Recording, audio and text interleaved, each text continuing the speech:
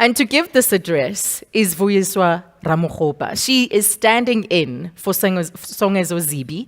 Unfortunately, he fell quite ill. It wasn't the sort of situation where he could just come for 20 minutes and get back to bed and recover. He really wasn't able to attend at all. So Vuyiswa, as his colleague, is stepping in to speak more on this particular theme. She's a formidable businesswoman. She was the CEO, should I say, the CEO of the South African Institute of Black Property Practitioners. And she was also elected the inaugural chairperson of the National Property Practitioners Council. She's had several roles over the years, but I think one of the most important ones is the one that she's recently embarked on. As you may have seen in the headlines, the body Rivonia Circle has transformed into Rise Mzansi, a party that will be contesting elections in South Africa. So Vuyiswa, let's hear your message. Let's give it up for Vuyiswa Ramokgopa, the national chairperson of Rise Mzansi.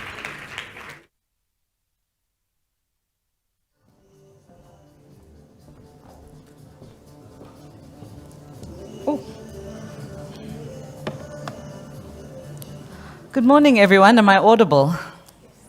Okay, lovely to see you all this morning. Thank you to the program director, to the hosts, Trialogue, all the sponsors, and all the attendees in person and online.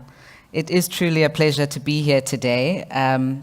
I know many of you were eagerly anticipating and expecting Songezo today.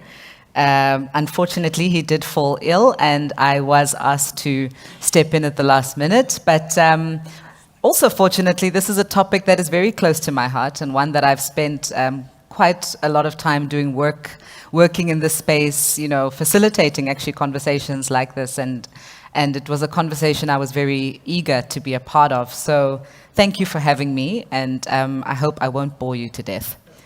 If I do, just clap anyway. It's okay. I'll take it. So just a little bit about me, I suppose, other than what is contained in the bio. I am a third-generation Joburg native, a rare breed, actually. When other people go home in December, we are left here to enjoy our city in peace. I am a mother of three and a wife, and many other hats and roles that I wear. And as Azza has mentioned, I am also a business person. I run various businesses, and I've spent a bit of time, actually I've probably been running businesses since I was 20 years old, so it's over 15 years now. You can do the maths. But I suppose, as she said, one of the most recent and exciting journeys I've recently embarked on is in my new hat of chairing Rise Mzansi, which is a political organization. And the topic today is also quite interesting for me on a personal level, because I've had to grapple on a personal level with what my own response is to the current political and socioeconomic crisis, and what I actually on a personal level want to do about it. So, I'd say quite significant personal cost, and after a lot of deliberation, I made the decision that I was going to throw my hat in the ring with other concerned citizens and join a movement of people who are ready to rise up and do something about the state of affairs. And I hope that today will catalyze that discussion, not just for us at a personal level, but also institutionally, at a business level, civil society level, and in the various organizations that are represented in the room today.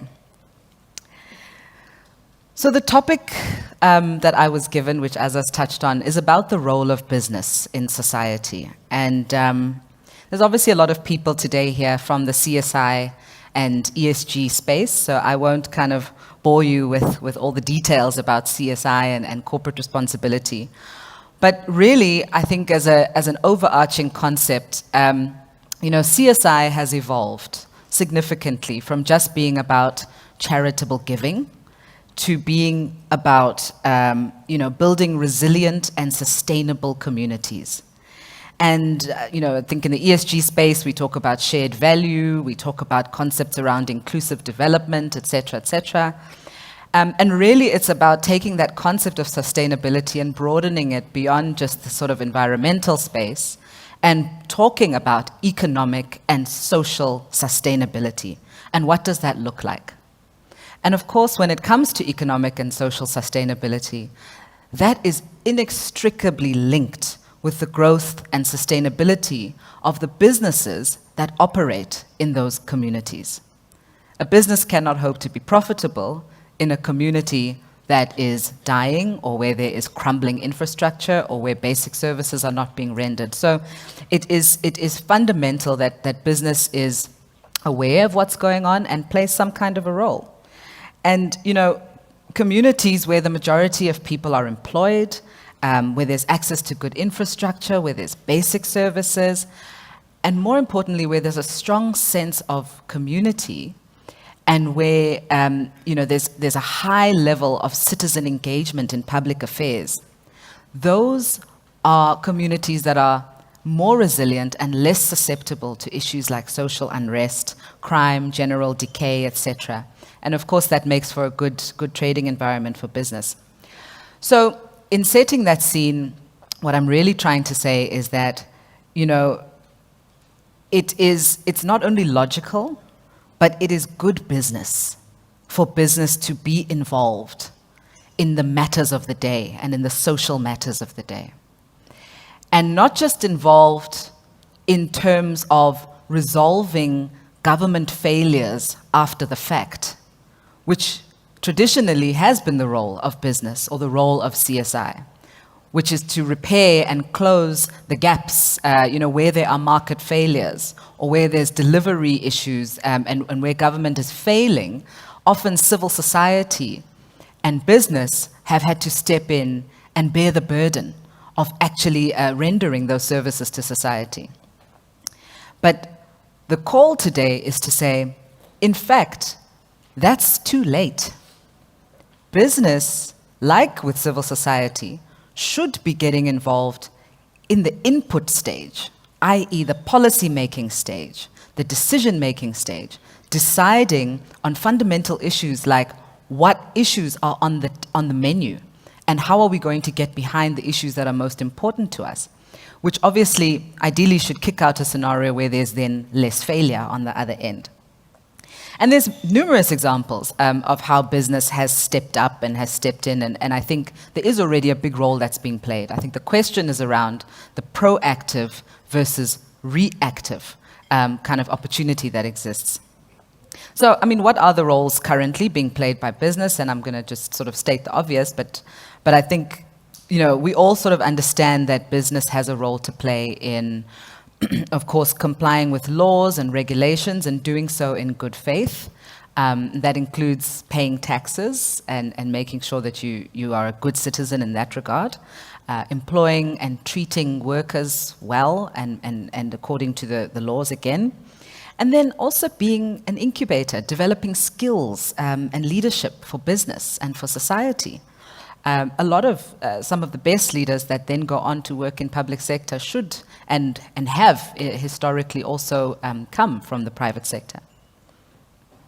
The other responsibility is one, of course, that you all understand, which is around being a good corporate citizen.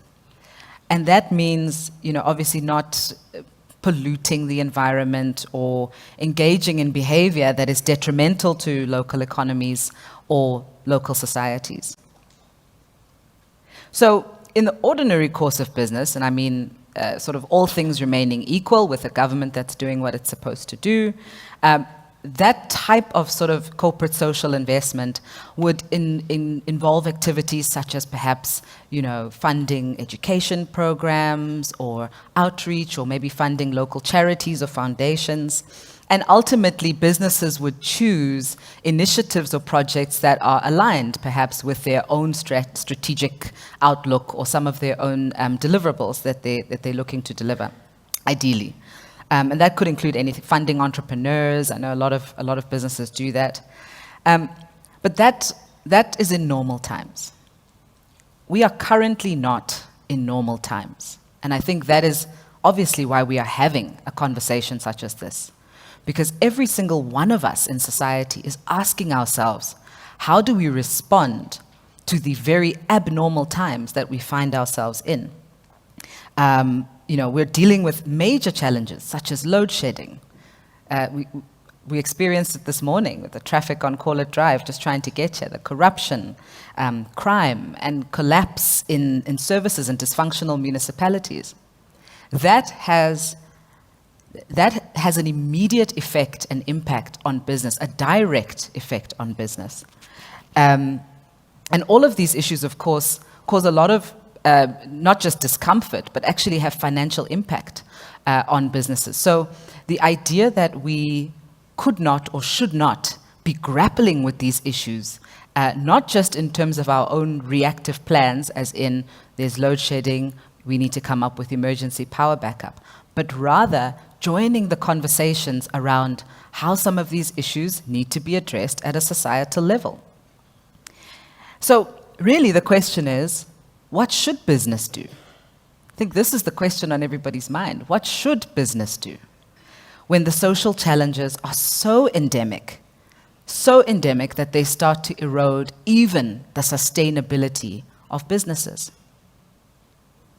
Is business powerless to act when the problems that we are experiencing emanate from political institutions and political decision-making? One very good example happening right now on our doorstep are the issues that we are seeing in the metros and the local coalitions. Obviously, going into 2024, that's a scenario that is very possible, that could play out at a national level and could have far-reaching impact for business. And so the idea that, sort of the days of business comfortably remaining apolitical, unfortunately, we no longer have the luxury of that. In fact, I would even go so far as to say there's no such thing as apolitical. An apolitical stance is a stance. It's a stance for the status quo. It's an acceptance of the status quo. So what we really need to be asking ourselves is, how do we, within, of course, the confines and the prescripts of whatever the limitations are that a specific business may have, how do we become not just good corporate citizens, but good active citizens as business people and as businesses? How do businesses become good active citizens? Because the health of our democracy depends on it. In 2011, during his final days at Anglo-American, Nicky Oppenheimer resonated the words that were once spoken by his father and said that business and society are inextricably linked and that neither can prosper alone. He went further to say, and I quote, "A company can, when powered with beliefs and principles, be a positive agent of change in a way in which good governments welcome and bad governments fear."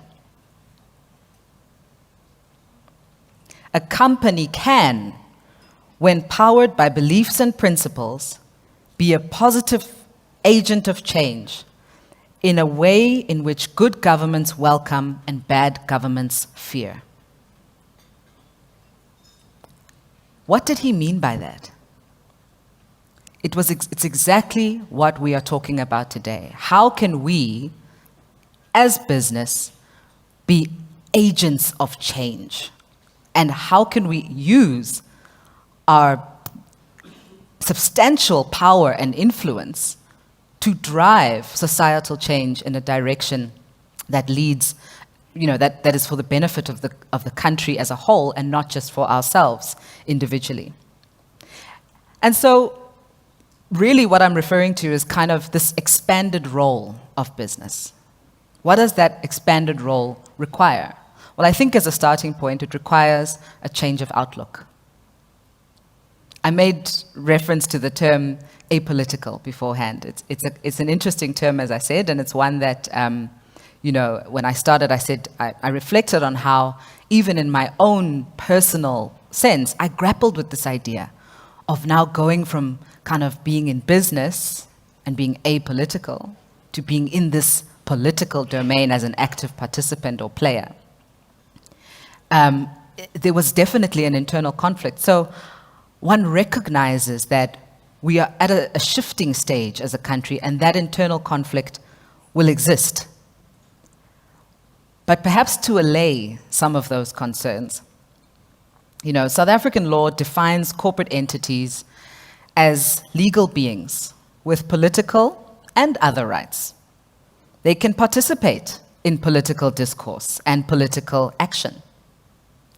This does not mean participating in elections. I'm not saying Barloworld must contest in 2024. What I'm saying is businesses are allowed to have opinions. Businesses are allowed to be active citizens. They are allowed to take a political stance on things and act on it. The very Anglo-American that I mentioned well documented what their involvement was in collapsing the apartheid regime and in pressuring the government towards more progressive laws in the apartheid regime. There are numerous examples in our history and even in international history of companies that have done this. Businesses, as I say, need to change their outlook and consider themselves as active citizens.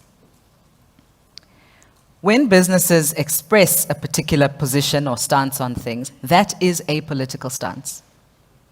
The CEO of Pick n Pay, I think it was this week actually, wrote a scathing, or gave a scathing report of the current state of affairs and the ways in which it tangibly impacts their business and the ways in which the behavior of government and the impact of government policy poses an existential threat to all of us and our food security.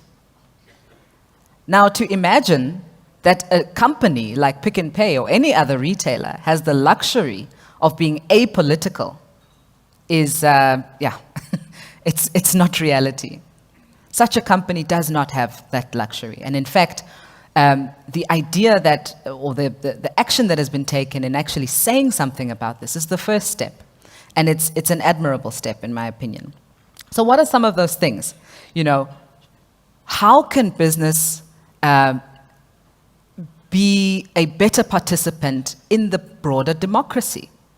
So beyond just funding CSI projects or social initiatives, which is an important part, by the way, but could business invest, for example, in voter education, voter registration campaigns and drives? One of the biggest threats to our democracy currently are the low rates of voter turnout. We are effectively governed by a minority because the majority of registered voters, or people who are eligible to vote rather, do not vote. That is an existential threat to our democracy.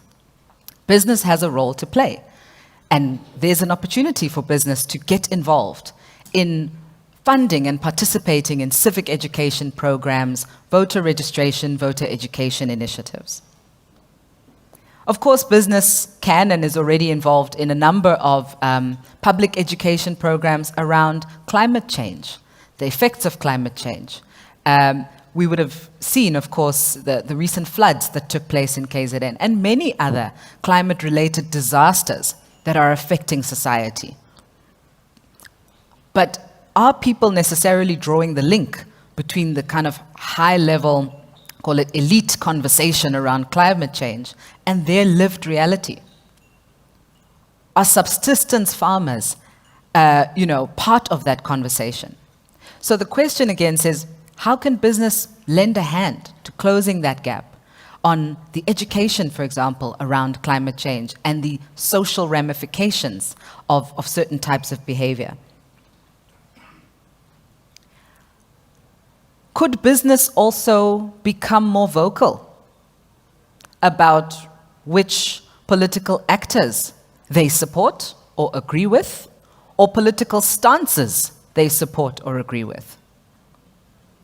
Perhaps not everybody's comfort zone, but again, going back to my previous statement, there is absolutely nothing that precludes any business person or any institution from doing so.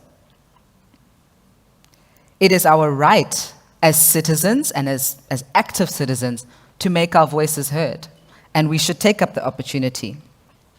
So, again, just acknowledging that this is uncharted territory for many of us. This is the first time in the almost 30 years of our democracy where levels of uncertainty about what the future holds have been this high. And I think we must acknowledge that. We must acknowledge that nobody has the answers. But the answers will not come from us sitting in comfortable silence. The answers will come from us asking difficult questions, having difficult conversations, and pushing the powers that be into a certain direction. The days of saying the business of business is business are effectively over, ladies and gentlemen, because businesses, as you know, are being asked to fund things that were previously funded by government. And the reason government is asking business to get involved in those things is because it has failed to deal with them. So surely the person paying the bill gets to decide what's on the menu. It's time to step up and make our voices heard about what's on the menu. Democracy, ladies and gentlemen, is a team sport. There is no outsourcing it to anyone. There is nobody coming to save us.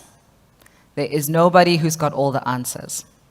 The collective wisdom, the collective intelligence of business, civil society, individual citizens, community organizations, church groups, religious organizations rather, and all the other actors in society is the only way we will arrive at the optimal solutions for our country. There is nobody whose voice does not have a place at the table, but it is your right and your responsibility to exercise that voice.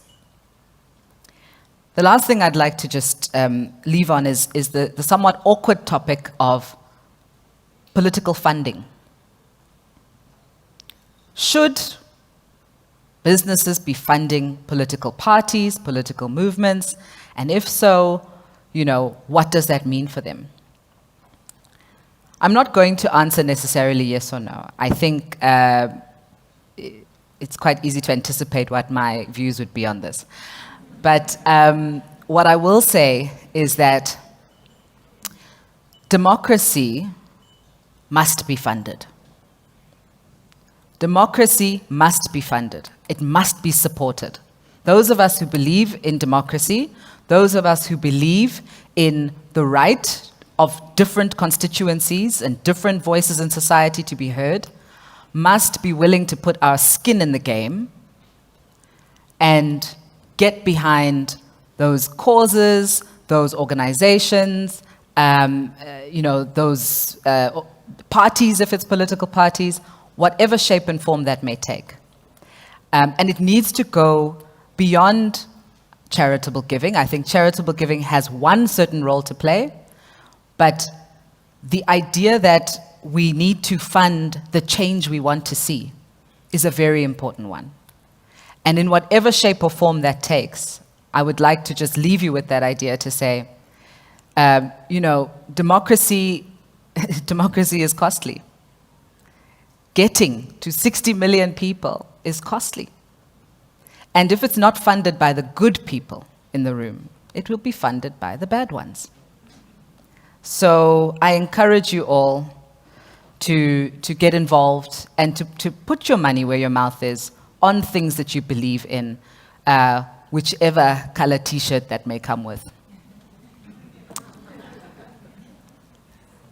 Last thing, as a closing word or closing shot, I was only given 15 minutes for this, even though I see I've still got a bit of extra time, but I'll close off and say, real change in society happens when ordinary people choose to do extraordinary things. It is not, there are no superhumans around us. There are no people with special superpowers. Even those who may call themselves leaders in society, they are as fallible as the rest of us. The change we want to see is going to come from ordinary people making extraordinary decisions and doing extraordinary things on a daily basis. And it will not be an overnight success. Yes, there's an election next year, but there'll be another one the next 2 years, and there'll be another one afterwards. South Africa is here to stay. But the only way that we keep the ship on the water is if everybody gets involved in rowing the boat. Thank you.